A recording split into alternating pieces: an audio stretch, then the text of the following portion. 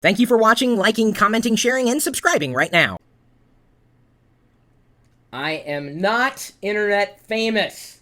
However, that has not stopped Ron Kalari from wanting to ask me a series of questions related to internet fame. He's talked to other internet celebrities and interviewed them, so for some reason he thinks that I am also internet famous.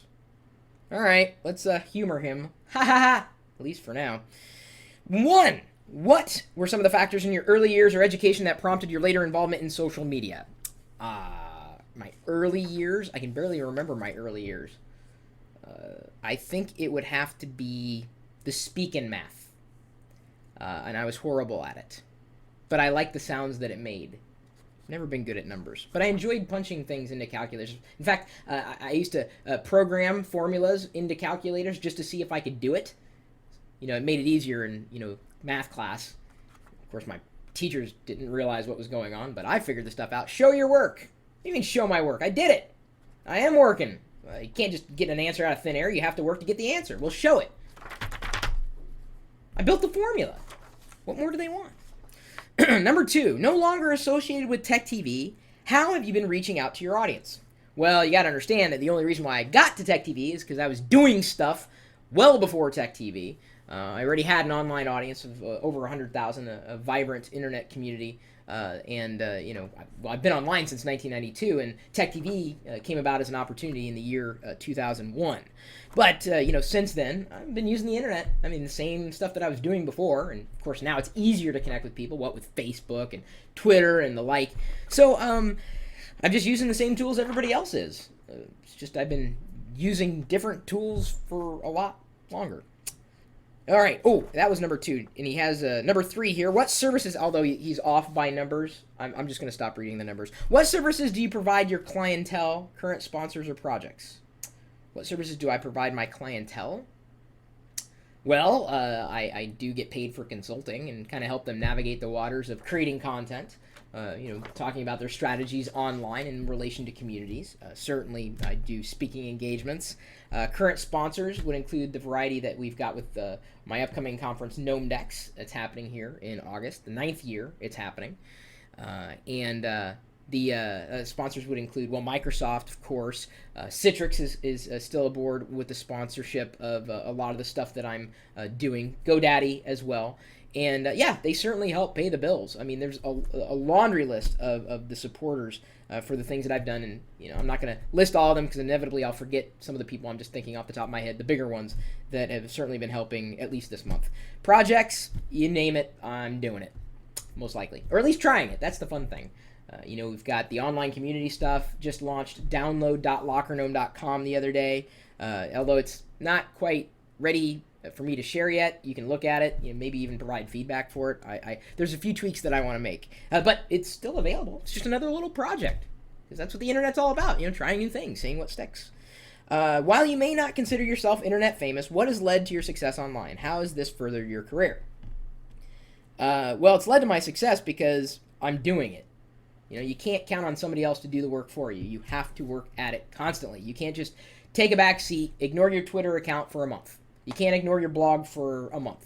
You just can't.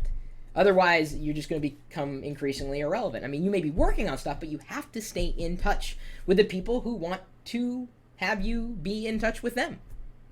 That's what it's kind of, about. I don't know how that led to internet fame, but certainly I have a pretty dynamic personality. I am myself, and I'm very, very lucky in the sense that I was able to turn a personality disorder, or a series of them, into a career. I get paid to be myself. I don't think I could achieve any more happiness than that. How have you branded yourself? What is the Chris Pirillo brand? Well, I am myself. The old Locker Gnome logo, not this logo, which is not looking like me at all. A lot of people like the classic cartoony look logo, the classic one. It's still around. That's the Locker Gnome and GnomeDex brand. Chris Pirillo brand is tech. Information, help, advice, and even if I'm not sharing that information, at least becoming a conduit, so connecting other people with other people, and then letting them, freely share information back and forth, kind of being at the center of relationships, and sometimes on the outskirts. But tech, I think, would be it, and that's been helpful because I love tech, so when something new comes out, I like looking at it. I like learning about it, potentially even holding it in my hands. So people know me as being a geek. What advice can you provide others who are looking to make an impact online? What are some of the benefits of making this impact and the downside? Well, if you're wanting to do it, you got to dedicate yourself to doing it. That's number one. Number two, don't expect that success is going to come overnight. If you're happy with what you're doing, you're successful. But in terms of a success, in terms of a success, in terms of a success, in terms of success, in terms of success, in terms of success, you have to be consistent. You can't just drop off the Earth or the face of the Earth. Does the Earth have? I know that Mars has a face. I don't know if the Earth does anywhere. There's the Nazca lines in Peru, kind of. Do something different. Be yourself. Be genuine, but stand out. And if you can't stand out, you got your work cut out for you. The tools are there for anybody to use, so of course anybody's using those tools. Be smart. This is part of the downside. You don't want to reveal too much about yourself because, people are going to be people. And they're going to do mean things. And they're going to say mean things about you, especially if they're judging you for who you are. If you're happy with who you are and what you're doing, that's all that matters. But the downside is that people will be mean, honestly. And mean people suck. Who do you consider internet famous today and why? How does internet fame differ from other types of fame? Well, I don't think it differs at all. I think it's a cult of personality, and it's certainly easier to connect with celebrity and easily become a celebrity.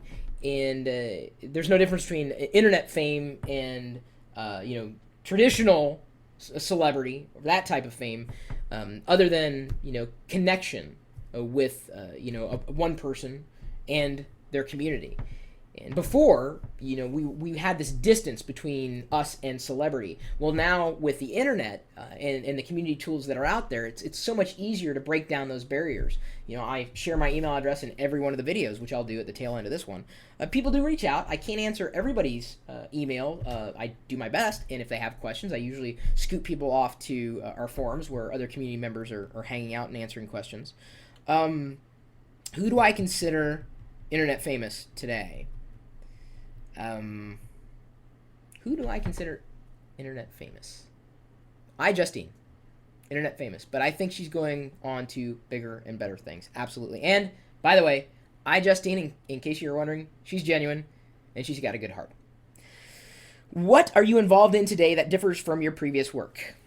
What am I involved in today? Well, I'm doing a lot more local outreach here in the Seattle area. I've been involved with a lot of social media, meetups, tweet-ups, getting out of the house a heck of a lot more, and that's been a lot of fun.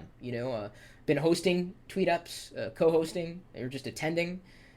I've been doing a lot of that just to, get out and meet people that do the same things that I do, or maybe they're just, on the same networks that I am, like Twitter. Anybody can get on Twitter, and I'm meeting all sorts of people, at these local events. So that would be the thing that differs. I'm being a lot more locally aware with the work that I'm doing, which is actually kind of related to the work because GnomeDex, the conference, is happening in Seattle. So I'm doing a lot of local outreach for that, sponsorships and whatnot.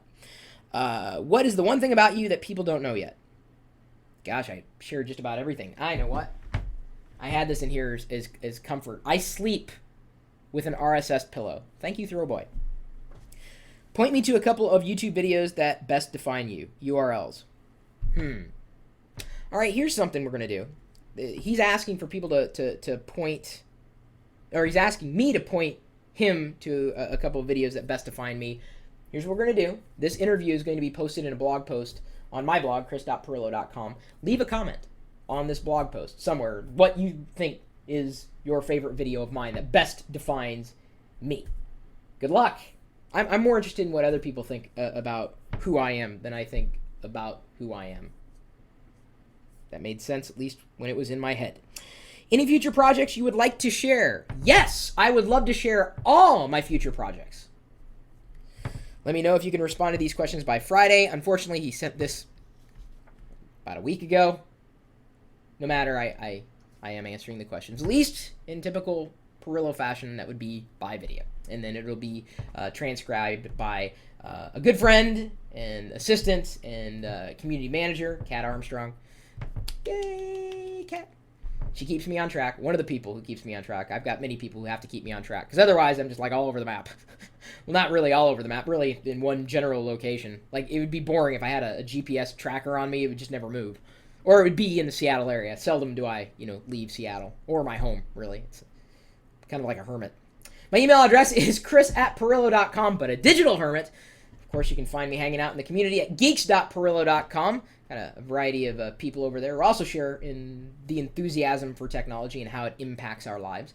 As I mentioned, we've got an annual conference, gnomedex.com. That's GNOMEDEX. In fact, if you misspell it, Google should correct it for you. Lockergnome.com, a network of bloggers. And no matter what people want to be writing about, we'll accommodate you if you can write well.